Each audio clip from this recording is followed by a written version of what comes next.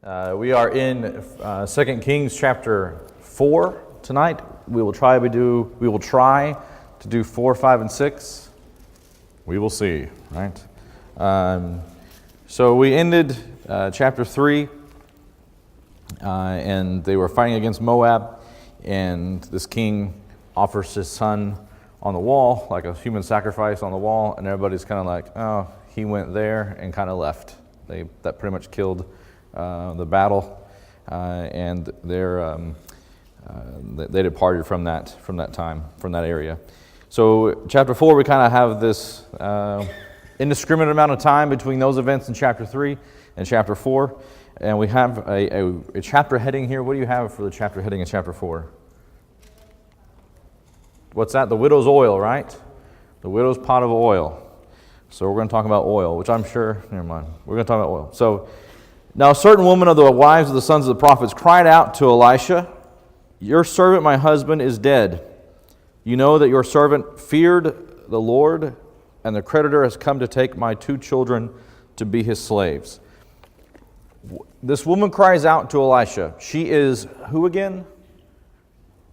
The wife of sons of the prophets. Remember, we're going to talk a lot about these sons of the prophets. Sort of like maybe like a preaching school kind of situation where guys kind of come and learn underneath a prophet. And so here is somebody that he knew and probably knew or possibly knew this lady as well. And she's saying that she is now a widow, and that due to the credit situation that her sons are possibly going to be taken away. And so if you want to write out to the side there, Leviticus chapter 25, 39 and 41 talks about how they could be slaves. They were not to treat their own kin, as far as Israelites were not to treat slaves or people who are Israelites as they would other slaves. But they were also to be let free in the year of Jubilee. So there was only a certain amount of time that they could be serving in a house. If you also want to write there Exodus 22 through 24, God says that you are not to afflict the widows or the orphans. He says, if you afflict the widows or the orphans, I will kill you. He was pretty strict, pretty severe about how you treated widows or orphans, which this lady right now is a widow and her sons are orphans. So here's a situation where they need to be careful how they're treating this lady. So obviously Elisha takes those things into consideration. And what is his response to this woman? What does he tell her to do? Yeah, take some vessels. Go borrow some jars, right? You go find all the mason jars you can find, is basically how we would update, right? Go find all the jars, go find all the containers that you can possibly find and bring them to your house. Now, he's not saying, just go find 1 or 2. He's saying find as many as you physically possibly can. And he says, go into the house, shut the door behind you. This doesn't need to be a big ordeal. I don't want everybody knowing about this, because if everybody knows about this, then what? I got chaos, right? If you're bringing candy to school, you have to bring candy for everybody. So in this situation, you don't want chaos. And so they go in, they shut the door and begin filling up these pots from this other jar of oil, right? So he had asked her, when he asked her how to help her, he says, like, what do you have in the house? What do you have in the house so we can multiply here? What do you have in your house so we can help you with? And she says, a jar of oil. What kind of oil, we don't know. It could have been a spiced oil. It could have been doTERRA. They sell it later on, so it's pretty expensive. So we don't know what kind of oil it is. So in this situation, they fill up these vessels, and then the mom says, bring me another vessel. So she's pouring it, and what do her sons say? There isn't any more. We filled them all up. I can just imagine this house being full of vessels, all over the place, filled up with oil. And so at this point, the oil stops. And what is the instruction that Elisha gives her? I've done that. Now what do I do with it? Sell it. Sell this stuff. It's apparently expensive enough for them to pay off their debts and for them to live on for a while. So it's probably more than just olive oil. It's probably some sort of spiced oil or some sort of anointing oil that would have been more expensive. And so anyway, so they're into money at this point. And so here we have one of the situations where Elisha helps this lady. And we're going to be seeing a series of events with Elisha This kind of highlights some miracles that Elisha does. And then we come into a section of Scripture with the Shunammite woman, and let me just put these up here for us tonight. Hopefully we'll get to these. Maybe. Okay. So we have the Shunammite woman, or Shunammite son that is healed. And in verse 8, they come, Elisha is passed over to Shunem. Let me give you a map. I think I have a map. There it is. Can y'all see that? Some of you? So Shunem's right here. Can y'all see the bouncy ball? Okay, here's Shunem. This is Mount Carmel right here. Dothan right here is also important. He spends a lot of time in Dothan and a lot of time in Mount Carmel. This is the area he would travel to go back and forth because it's like mountains right here. So what's in the middle right there that he passes by? Shunem. So we're going to talk about why Shunem is something that's important in relationship to this. So he's traveling through Shunem quite a bit. And now it is part of the tribe of Issachar. And so when we talk about the Shunammite, we're talking about somebody who is an Israelite. We're not talking about some random tribe of Shunem. We're talking about people who are in the brotherhood, so to speak. And so there's a prominent woman there, and what does she do as he's coming through and traveling through? What does she do? She feeds him. She said, hey, come on in here, eat here. I want to take care of you. And this happens for a period of time, so much so that she convinces her husband, hey, let's build a small place for him, and not just any place, but apparently she says, behold, I perceive this as a holy man of God passing by us continually. Let's make a walled upper chamber and let him set a bed there and a table and a chair and a lampstand, and so he can stay here whenever he's kind of going in between places, right? So she's wanting to take care of this man of God. Not only just take care of him, she went above and beyond what's socially required of her in preparing this place for him, a place that would be just his whenever he's traveling through. Now it comes after they've been there a while. They come in there, and Elisha is saying, hey, call this Shunammite, which, by the way, through this whole story, he just calls her Shunammite. We don't ever have a name for this lady. So apparently Elisha wasn't on a first-name basis with people. So he says, call this Shunammite. And when he had called her, he stood before her and said, say to her, so this is kind of a weird interaction. So he's talking to her through Gehazi. And so he said, say to her, how can we, what do you want us to do for you because you've done this for us? Do you want a good word with the king? Do you want a good word with the commander of the army, which is number 1 and number 2 in the nation? That's like, do you want a good word with the president or vice president? It'd be that kind of thing. And she's like, no, I'm content with my people, with where I am. I don't need to be fed at the king's table, as some have been in the past, as we've read that in 1 Kings. And so she's content with that. But Gehazi says what? What does she not have? A son. In that time, it was sort of a reproach to be a woman who did not bear any children. And he says, well, by this time next season, you will embrace a child. And what is her response to that? What does she say? Oh, thanks, appreciate it. That's awesome. What does she say? Don't lie to me. Don't tease me. Don't tempt me with something that I have longed for so long. Don't tempt me with this.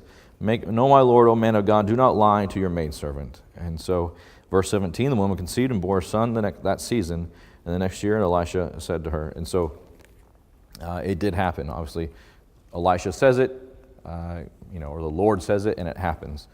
Now, what happens to this son? You may have a heading there. He dies, which the mortality rate in that time period is probably higher, right? We would probably imagine that the mortality rate for children was higher than it is now. As you read the text, the child goes out into the field with the father. The child is at this time old enough to do that, so as young as 4 and 5 years old. We have no idea how old this child is. It goes out into the field with the father and says to the father, my head, and falls ill. Goes to the mother, and by noon, the child has died in the mother's arms. So, not a happy scene. Here's a lady who has been waiting for a child for so long, finally has a child, and at a young age dies in her arms. Could have been, there's so many things that could have been heat stroke, aneurysm. We have no idea what it was, but the child dies. And what does she do with the body? Laid it on not just anybody's bed.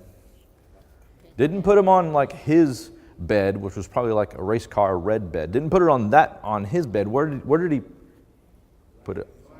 On Elisha's bed. I've heard this somewhere before. What happened with Elijah?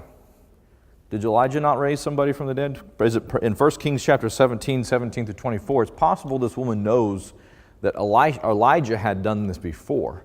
And so it's possible that it could happen with her child as well. What's interesting is we don't read about her grieving yet. We don't read about her grieving. Well, what does she do? She lays the child on the bed, and shuts the door, goes down, calls her husband, says, let me have one of the servants and a donkey, and then I can go to the man of God so I can return with him. And he says, it's not new moon or Sabbath. It's not the normal time you should be going. He's not, maybe he doesn't think the child died. He doesn't know that information yet. Maybe she's kept it from him. Or maybe, we don't know why he's not even thinking about that. Some of you ladies are probably thinking, well, I know he's not thinking about it. But he's not thinking about that. And in this situation, he's like, sure, go ahead. And she goes. And now she tells the servant as they're going, hey, just run and keep running as fast as you can until I tell you to slow down. So she wants to get there. She's booking it. We're talking about 15 miles is about the distance if she's going to Megiddo or to Carmel. Now, both places, Dothan and Carmel, are on a hill. And so if she had been a regular attendant to the Sabbath or those kind of things, who would have seen her coming from a distance on a regular basis? Elisha, right? You know, you get to know people. You can see him at a distance. And in this situation, Elisha sees her coming and says, something's up. She normally doesn't run on her way in. Okay, this is not the right time of the year for her to be here. Something's up. He sends a servant out there to ask her, is everything all right with you, with the family, with the son? She's like, it's fine. And she doesn't grieve, doesn't want to say anything until she gets to Elisha. It's at Elisha's feet that she breaks down. At least we see that in the text. It's at Elisha's feet that she finally says, this is what's going to happen. This is what I need from you. And what does Elisha say when she falls down at her feet? Gehazi kind of wants to kind of push her away because it's obvious that this is not normal. You're not supposed to approach a man of God this way. But what does Elisha say? Leave her alone. There's something going on. Let her alone, for her soul is troubled within her. The Lord's hidden from me what's going on. It's this point, it was only Elisha that she was going to weep in front of. As far as we know, it's only at Elisha's feet, somebody who could do something about it, that she says this. And she said, did I ask for a son? I didn't ask for this, and you gave it to me. You gave me a child, and he died. I didn't ask for this grief. I didn't ask for the possibility of this happening, and you gave me this child. And so it's probably taken time. The way the text reads, it probably took some time for her to gather her composure to finally say this to this prophet. This is probably what she's been wanting to say the whole time getting down to him. And so Elisha sends Gehazi off with his staff and says, hey, don't stop, don't do anything, just go lay the staff on the child. And she says, and he kind of tries to send her on her way, and she says, I'm not leaving without you. I came here to find you. You are going with me. You are making a house call. So they go. Obviously, Gehazi is running ahead of them. They get there. It didn't work. And so Elisha goes up into the room, lays himself on the body of the child, which is similar to what Elijah had done as well. Mouth to mouth, eyes to eyes, and almost like the text reads, the body warms up when he's doing this. And then he gets up and prays again after he already prayed to the Lord once, and then does this again, and the boy comes alive and sneezes 7 times. As though, the body had not been breathing, and kind of sneezes life back into him. And what's interesting, in verse 36, after this happened, in verse 36, he called Gehazi and said, call the Shunammite. again, she has a name, Elisha. She never call this Shunammite. And she comes in and he says, take up your son. What does she do? What would you have done? What would you have done? Your child that was dead is now alive. The person that tells you to heal your son or child says, go take up your child. Would you have needed that command? Would you have needed that command to go and lift up your child that's now alive? What's that? Yeah, what did she do? She didn't go right to the child. She went and fell at his feet and bowed herself to the ground, and she took up her son and went out. That is significant. It is significant that she went and thanked him first. In essence, thanking the Lord for what he had done before going up and taking the blessing again that God had given her. That is significant. Yes, sir. Yes. Yes. Mm-hmm.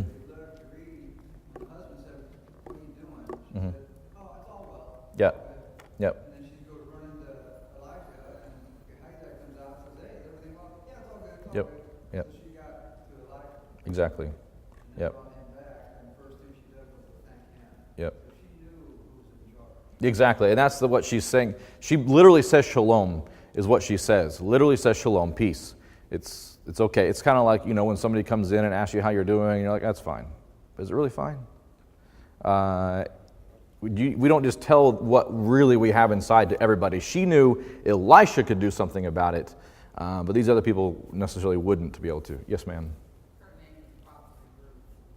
name is probably Ruth. Okay, yes, probably Ruth is her name. Yes.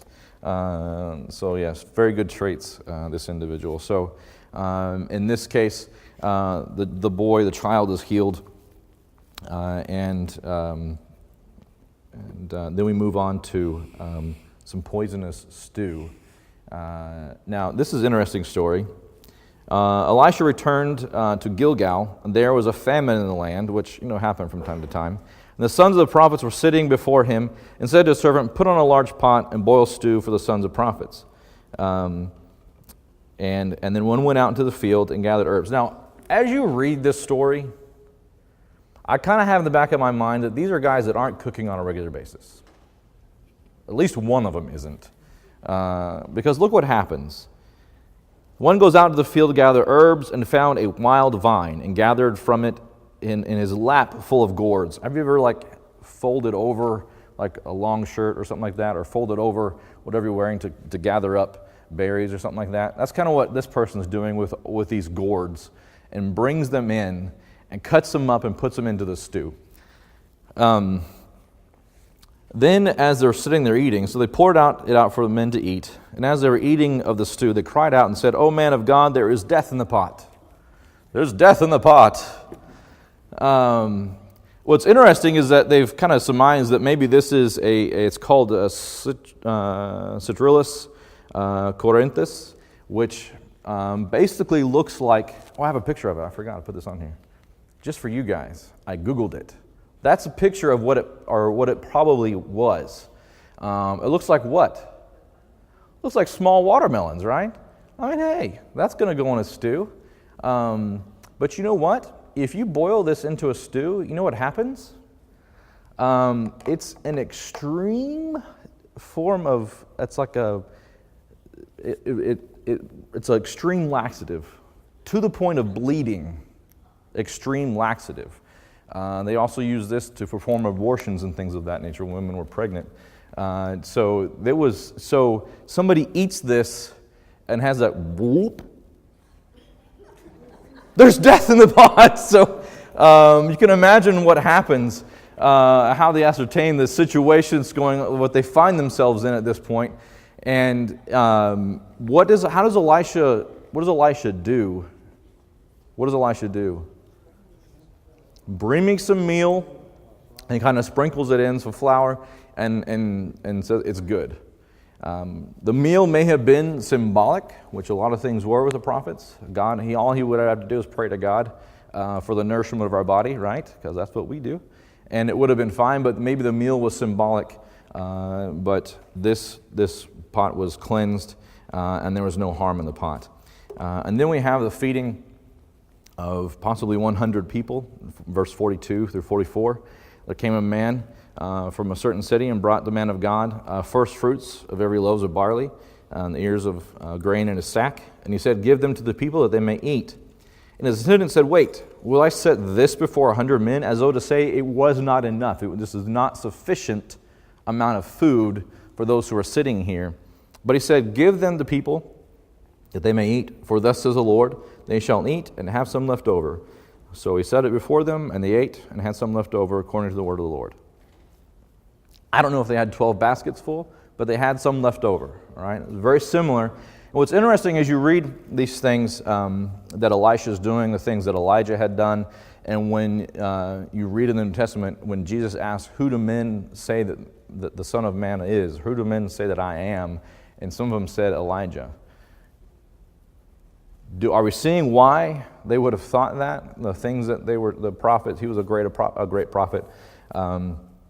And so these are very similar events that unfolded there. Now, chapter 5, probably a more famous passage in 2 Kings. Good old Naaman. Who is Naaman? If you read the first few verses of chapter 5, who is this guy? He's not just whoever, right? He's the commander of an army of Aram, which, by the way, who are these Arameans? We've had dealings with them before. The king that Naaman is serving is Ben-Hadad. They fought against this guy already. They're not like really good friends. And there's some other reasons why we know they're not really good friends, even in this text. We know that he was a valiant warrior. We know that the Lord gave him victory, probably over the Assyrians, is who the Lord gave them victory over. And but how do we know from this text that in verse 2 specifically that they're not exactly best of friends, the Arameans and Israel? What does it say? Verse 2. They went out on raids and brought back captive a young slave girl. So we're not going to get through as much as I had planned on. So we know that they're not on good terms. And what's interesting is this slave girl knows that Naaman is a leper. And what does she wish for her master? Healing. She wants him to be healed. So apparently there is at least some copacetic relationship, psychologically speaking. There could have been, other things going on. What is it called when you're Stockholm, maybe? But in this situation, she wants her master to be healed. And what does she say? Here's a child. This is a child. Here's a voice of faith from a child. And the child says, "There's a prophet in Israel that could heal you. Take care of this. This is not an issue." And so apparently, finally, Naaman gets word through some of the other servants that this child had said thus and such about it. And it was at least legitimate enough for Naaman to take this into consideration. And he went to the king, and the king of Aram, which has probably been Hadad, said, "Go now, and I will send a letter to the king of Israel." And he departed and took with him 10 talents of silver, 6,000 shekels of gold, and 10 changes of clothes. In today's currency, that silver is $165,000. That gold is $2,643,300, just to give you, pocket change, right? Pocket change. So that's how much he's taking with him to go. And verse 6 was interesting. He brought the letter to king of Israel, which is probably Jehoram, and said, "Now, as the letter comes to you, behold, I have sent Naaman, my servant." This is what Ben-Hadad is saying to the king, "that you may cure him of his leprosy." What's interesting here is that the text does not give us the name of the king. So the king is not important. The king is irrelevant who the king is. Who's the focus in this? Naaman and Elisha. Really God, but the king is irrelevant. But how does the king respond to this? He makes it about himself, doesn't he? He makes this about himself. He said, what am I? Am I going to heal this guy? Am I the person that's going to be able to do this? He said, am I a God to kill and make alive, that this man is sending a word to cure a man of leprosy? And he's thinking, well, hey, this is a tactic Ben-Hadad. I'm not going to be able to heal this guy, and Ben-Hadad is going to come attack me because I couldn't heal his commander. And then Elisha finally hears about it. And what's Elisha's response in verse 8? Why are you tearing your clothes, dude? Why are you getting all worked up about this? Just send them to me. The point is, he says that he shall know that there is a prophet in Israel. That's what he wants. That's what he wants him to learn. Hold on to that thought. We'll come back to it. And so they send a messenger to him. So Naaman comes to, okay, this scene, I don't know. Do you guys watch Westerns at all, or have seen or heard about Westerns? Okay, spaghetti Westerns. Anybody into spaghetti Westerns? Okay, the Clint Eastwood, Good, the Bad, and the Ugly, those kind of things. Okay, dusty place. All right, imagine this scene. A dusty place, little adobe hut, okay, where Elisha is. Naaman and all his entourage comes up, and the horses, you can hear them like the crunching on the rocks and stuff. And they call out to Elisha to come out, and there's silence. Nothing. Exactly. And then a screeching door opens, and this little servant kind of shuffles out, walks up to Naaman, and kind of tells him, hey, you need to go just bathe, dip in the river Jordan 7 times. Turns around and goes back into the hut and shuts the door. In my mind, that's what happened. It was so not a big deal. But how does Naaman respond to this that unfolded before him? What's his response? Hey, wait a second. Behold, I thought. I mean, that's his catch line, right? That's what everybody knows him as. Behold, I thought. Here's the voice of expectation. Here's what I thought was supposed to happen. There was supposed to be a big song and dance. I'm an important person. This is a big deal to me. You were supposed to come out and do it this way and make it and wave your hand just like this. And then I was going to be healed, and I was going to give you this money, and I was going to walk away. And that's what was supposed to happen. But it didn't happen like that at all. So much so that it's almost as if Elisha's trying to show him that for God, leprosy is no big deal. We take care of that like, it's, a common flu or a common cold. Not a big deal. God just takes care of that. But behold, I thought there's an expectation, and how does he respond? He goes away angry, right? Goes away angry. This is what I thought was supposed to happen. He leaves angry. And almost misses out on being healed, almost misses out on this blessing if it wasn't for who? Another servant. The voice of reason, right? Here comes a servant and says, hey, you know what? If he had asked you to go to some far off land, kill a dragon, cut its tooth out, bring it back, and make a potion if he had asked you to do some great thing, you would have done it. You would have done that. And all he's asking you to do is to go dip in the river 7 times. You can't argue with that logic, can you? You can't argue with it. So he does. He goes and finally submits to the commands of God, and he does this thing, and when he submits to the commands of God, he receives the blessing. Is there a life lesson there at all? Possibly. How many people have kept themselves from the blessings of God because they're not willing to submit to His commands? Millions, billions have kept themselves from the blessings of God because they have not submitted to His simple ordinance of do it this way, because they think too much, right? We think too much sometimes. Just do what it says. Well, the Bible says this, but I don't know what that means. It means that. It doesn't mean anything else. It means that. In this case, it means go dip in the river 7 times. And he finally does that. He washes and is renewed, not just cleaned. It didn't just come off. Instead, it had skin like a small child, right? I mean, this is he has completely new skin. And so he goes back to pay for this. And what is his response in verse 15? After this happens, what is his response? He says, behold again, which apparently that's like, you got to say behold. What does he say? Behold, now I know there is no God in all the earth but in Israel. Was this a lesson he needed to learn? Exactly. This was a lesson he needed to learn. Sometimes a lesson we need to remember, and the others need to learn as well. And he tries to pay for it, and he says, and Elisha says, I'm not going to take anything. If you want to write out there Matthew 10:8, freely you have received, freely you give, Matthew 10, verse 8. And it was common in that time for pagans to pay the oracles for their messages and things like that. And he says, well, if I'm not going to be able to pay you anything, can I take some dirt with me? Sure. We've got tons, right? So he says, I want 2 mules of dirt to basically make an altar on.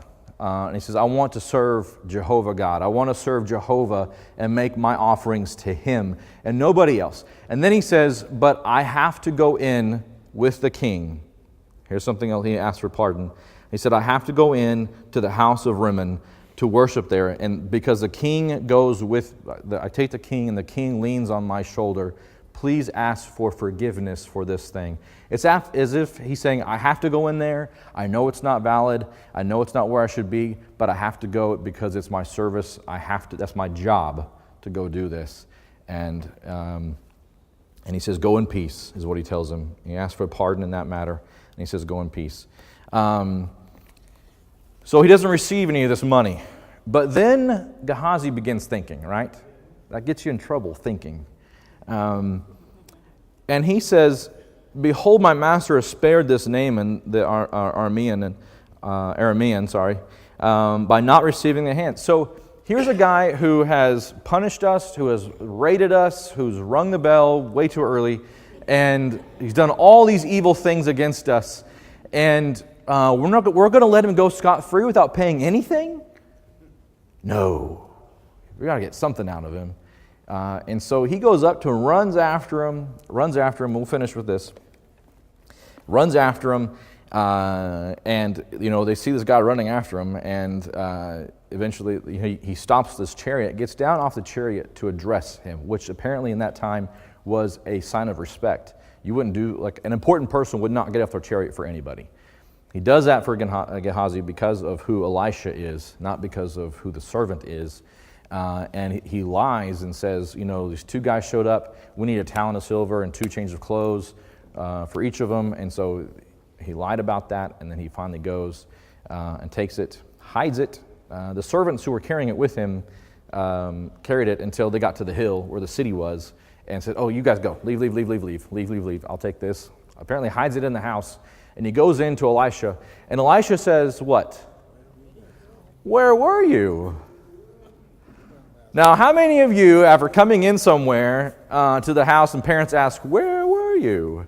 Do you ever think they might know before I even answer? Which in this case, Elisha knew the answer. And he says, I wasn't anywhere, is what he says, basically. Me, I'll just go out. So he said, I wasn't anywhere. Your servant went nowhere. Liar, liar, pants on fire. And he says to him, did you not know that I went with you?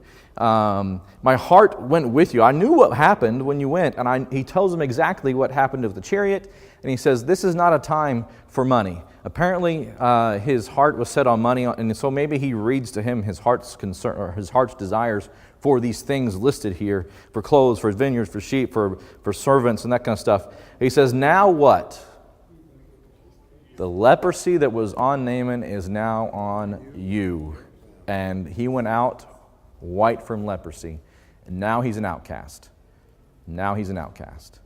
Where he was somebody who was servant to Elisha, and now he's an outcast. He can be around no man. And so he loses everything over this lie and focusing on riches instead of what he should have been focused on.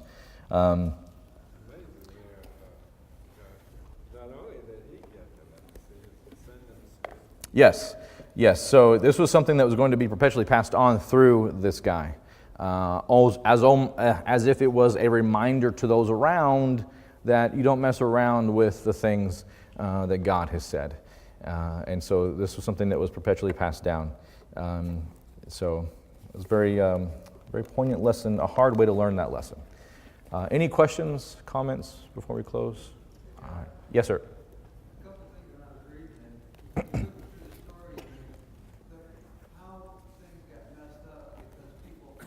Yes. and assume, Mm-hmm. opposed to communicating. The little girl said, you know, go see this guy, he'll take care of you. Yep. The guy goes, if it was a headline news today, it would have been King of Syria is picking a fight with us, we're going to war. Yep. And Vice President, this is the dignitary. Yep. None of that was true. Yep. If they would have just talked to the king and said, yeah, the little girl said I can find somebody that can meet me. The king Yep. said, well, yeah, that's got to be a problem. Yeah. They didn't. They all jumped to conclusions and went how things work. Yes, there's a lot of thinking here. It's like, you know, there's a lot of misinformation, like you're saying, and not communicating clearly. Just, hey, go tell them, I just need to get healed by this prophet you guys got here, instead of making a big deal out of it, and then thinking too much about what wasn't said, right? That's very true. Just see the information for what it is. Don't read an agenda into it, right? Exactly. All right, thank you very much for your time tonight. I appreciate it.